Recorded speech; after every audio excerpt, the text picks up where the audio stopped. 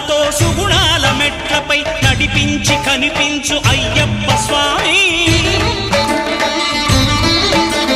మకర సంక్రాంతి సజ్జోతివై అరుదెంచి మహిమలను చూపించు మణికంఠ స్వామి